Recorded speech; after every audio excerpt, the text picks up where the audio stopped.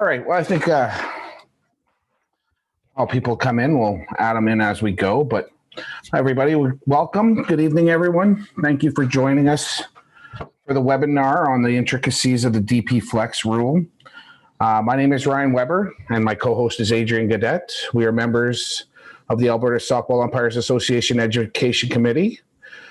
First, I'd like to recognize we are meeting on National Indigenous Peoples Day in Canada. I'm proud to recognize that I am on Treaty 6 territory, a traditional meeting ground and gathering place of the traveling route to the Cree, Saulteaux, Blackfoot, Métis, Dene, and Nakota Sioux. And Adrian, as well as acknowledging he is on Treaty 8 territory. We honor and acknowledge all of the First Nation, Métis, and Inuit people who have lived, traveled, and gathered on these lands for thousands of years. Welcome, everyone. As I mentioned, my name is Ryan Weber. I have umpired in Edmonton for over 20 seasons, working with two different associations within Edmonton in that time. I've worked multiple Alberta provincial, Western Canadian, and Canadian championships. I'm a current member of the ASUA Education Committee. I also coach currently and have played at a high level within the sport of softball. I look forward to going over the DP Flex rule with you this evening. And my co-host, Adrian Gaudet. Please tell them a little bit about yourself, Adrian. So this is year number 5 here in Alberta, and in about as many different zones, it feels like. I am also a member of the Education Committee, as Ryan said, and I've been at this for about 10, 15 years, somewhere in there. Currently, I am in Zone 8, working at a Grand Prairie. All right, Ryan, ready to hit the road here. Yeah. A couple of housekeepings we'd like to start off with first. At the bottom of the Zoom page, you will see a chat box during the webinar. If you have any questions, please put them into the chat box. We'll do the best to get to them at the end, but we will go through everything that we have in the presentation first and then get into those questions afterwards. And letting you know anything on those topics at that time. Secondly, we are recording this, as we are going to probably send it out on the ASUA website afterwards so that we can help anybody else that wants to understand this rule further. Knowing that we are finally into a ball season and a lot of people are on the diamond at this point. We didn't know when we were going to expect it, so we are going still ahead with our webinars, and we're just going to hopefully have them recorded so everybody can still get what we wanted out of this for our association. Understanding DP Flex. We wanted to start with the DP Flex because it is one of the most underused and confusing rules within the Softball Canada rule book. And one of the things that we wanted to start with is we need to begin with understanding a few of the rules beforehand. One of the main ones is the batting order. Rule 111, batter may only bat in one position in the order. We can never change a batting order from 1 to 9. Those players cannot change in any of those positions. The re-entry rule. This is one where starting players are allowed to permit to leave and come back in the game once. This is a very important rule when it comes to moving the flex and the DP around. And then the rule 4.7 note is in regards to illegal substitution violation. It is an appeal play, which means we cannot, as umpires, do anything until it is brought to our attention by the offended team. If it's obviously brought to us by the team that's got the substitute in the game, they're just making that substitution notice at that time. An illegal substitution can be made at any time that illegal substitute's in the game. Those 3 are very important rules to understand before we get into the necessities of the DP Flex. One of the main things is must be at the lineup card at the start of the game. Very important that an umpire must know that a team is wanting to play with 10 players. Of course, at the start of the game, some teams may want to drop down to 9 players, but if they want to have that DP Flex in the game during the game, they must have it at the start of the game. The DP has to be one of the batters, And the flex is always going to be in the 10th spot on the lineup card. DP must be listed as well as the DP so that we know who the flex can play offense for if necessary. DP's job is to play offense, and the flex must play defense. Any of those two things change, we are going to have a substitution.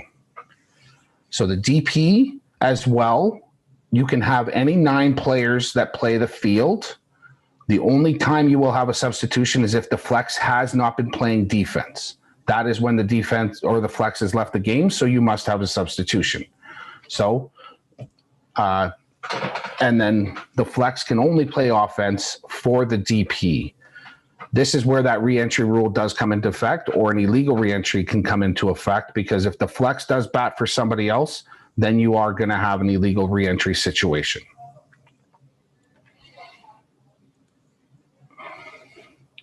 While using the DP and flex, like I said, the lineup can change from 10 to 9, back to 10 and 9 a number of different times in the game. As long as proper notification to the umpire has been done and the proper amount of or potential legal substitutions can happen in that situation.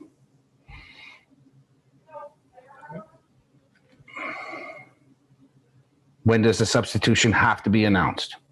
When a change to the batting order has occurred. So when any one of the players from 1 to 10 has left the game, that's when a change to the batting order has occurred. So a change has to be announced to the umpire. So as we mentioned, the flex no longer plays defense. If the flex plays offense for the DP, that also means that the DP has left the game. So again, another substitution has to happen. And that's, again, where I was mentioning about the illegal reentry, which is, as we've mentioned before, is a major penalty because we are changing the lineup at that point in time. And when you are changing the lineup, the illegal reentry, which is the ejection of the player and the coach in that situation, is the penalty. DP and flex, just the exact same thing. They can't play offense at the same time because the flex can only play in the offensive position of the DP. The flex may never play offense only. Why? Because their job is to play defense. So if they've left the game on defense, it means they can't play offense. And same on the other side, DP can't just play defense only. They have to play their offensive position or they're now left the game. And then they can't go into the field and play defense. All right, so I'm up now here, and we're going to talk about some scenarios with the DP flex rule using what Ryan's discussed already. So, coach comes to play with a lineup card looking like this. You got 1 through 10. Your flex is number 10. Your DP is number 7. Okay, so Cooper and Brown, they're tied together like we were talking about. Okay, he has to announce at the meeting that they're going to use a DP. He can't just decide halfway through the game, I'm not. As the umpire, you're looking to see that. You're going to say, okay, we're using 10 here, we're using 9 here, however many are on each lineup card. So this means we need to indicate who the DP is. We can see on here, Cooper is our DP. He is number 25, batting in the 7th spot. Okay, the offense position, B7, is in the defensive position. The offensive position, in offensive position. B7 is in the defensive position, DP. So Cooper is not playing the field. Okay? The DB can be any one of the B1 to 9 positions. Okay? Brown is B10. Okay? He's the flex. Some coaches write flex on the lineup card. They don't have to. It makes life easier because it makes sure they know that you're paying attention, or they're paying attention anyway. Okay? The 10th possession is always the flex. Okay? So this means we're starting the game with 10 players. This is a really easy way to start the game. Next up, flex number 18 is going to bat or run for the DP player, number 25. Okay, the coach wants to have the flex run for the DP. So this means we need to indicate that Cooper left the game on the lineup card. That's why you have 18 written here next to sub.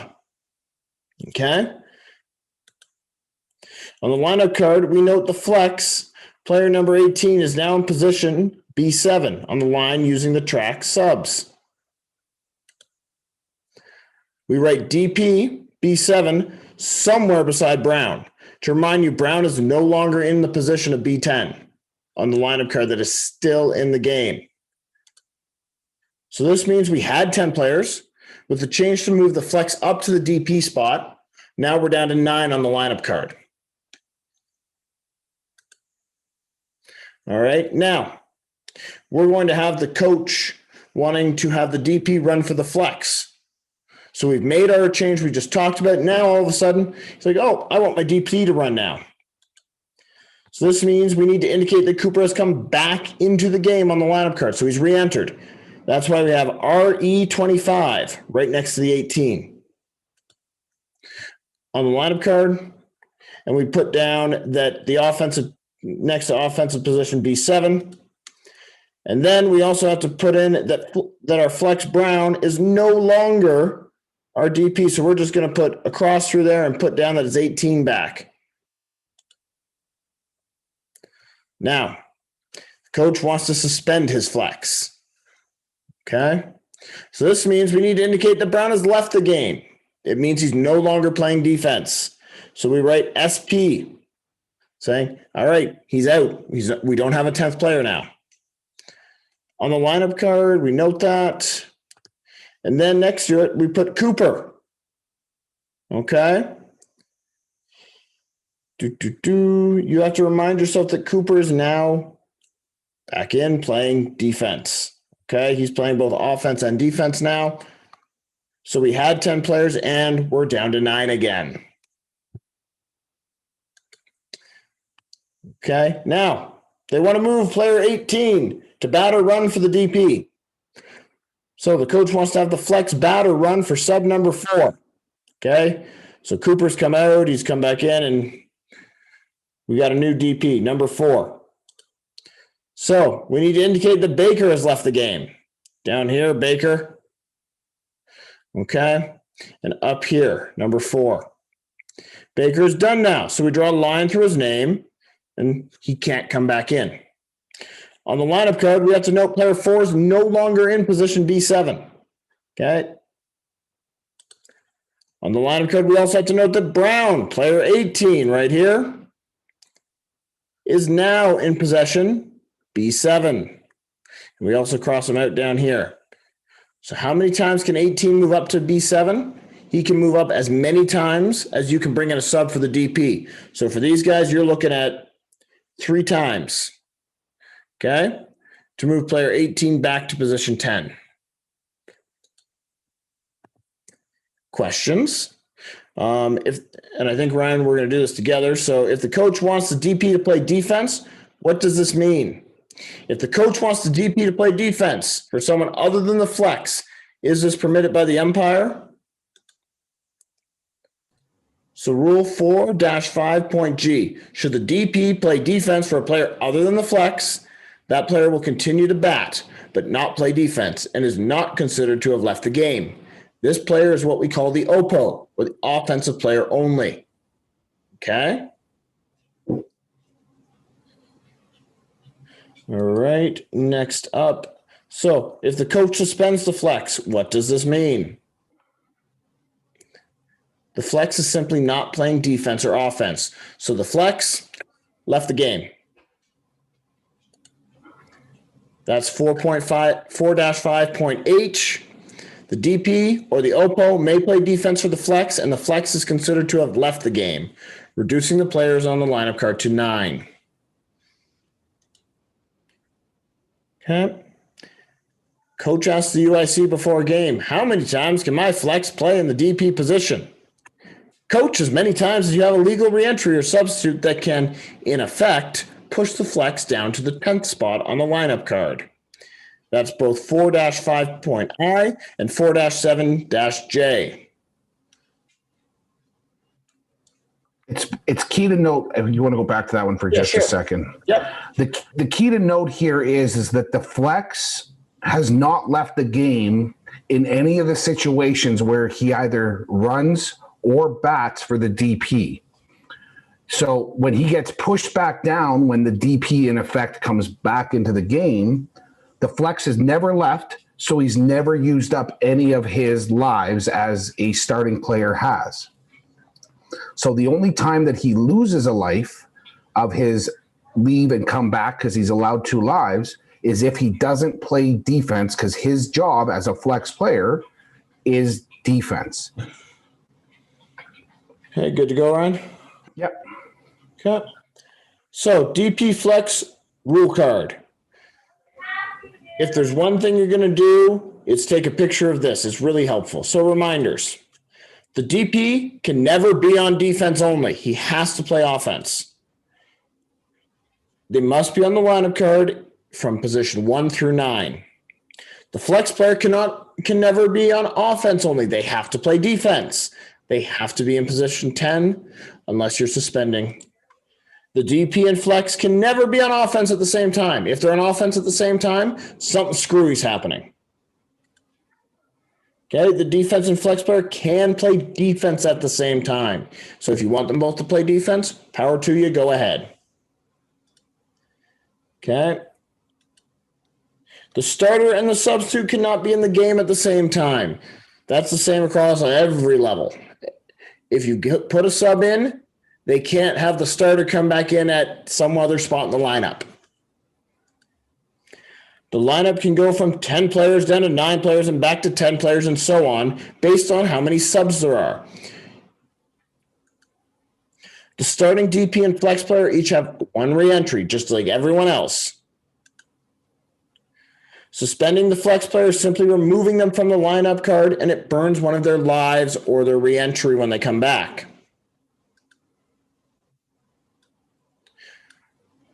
Okay, and that is, I believe, the end of our very short presentation. It's a very quick presentation on the rule that can be very difficult to understand in some situations. And we did want to leave ourselves some time afterwards to have comments or questions. So if you do have any and you'd like to stick them into the chat box, feel free, and we can go into any of those with you now. Yep. Also feel free to raise a hand and I can let you unmute, or I think you can unmute yourselves.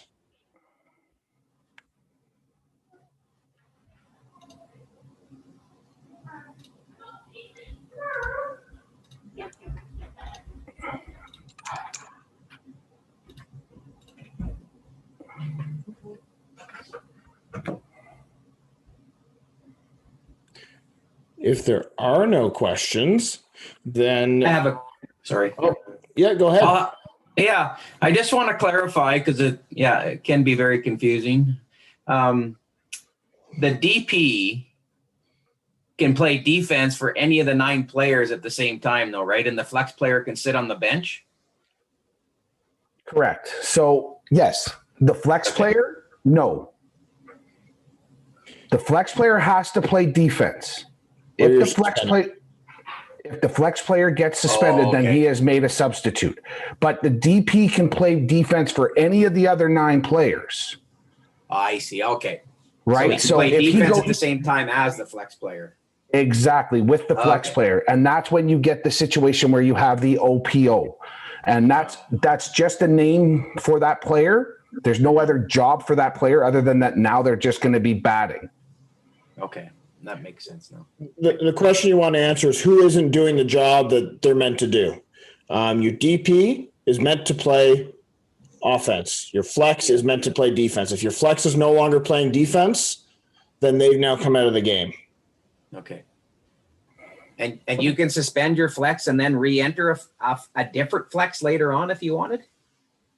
You could just like any other starting player, they can have a substitute go into their position in the lineup, right?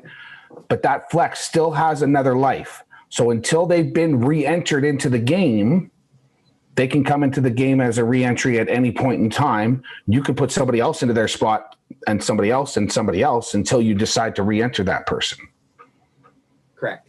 Even if even if I suspend the flex halfway through the game. Correct. So if Okay. you suspend the flex halfway through the game, now he's lost his one life. Yeah. Then you decide that Joe Schmo should play the flex position. So Joe Schmo goes in and plays flex. Yeah. Now you want to re-enter your flex player again. He can now go in for Joe Schmo. Okay. Cool. Yeah. Yeah. No, thanks. Appreciate It's it. the simplest complicated rule that we've got. Let's put it that way. I agree.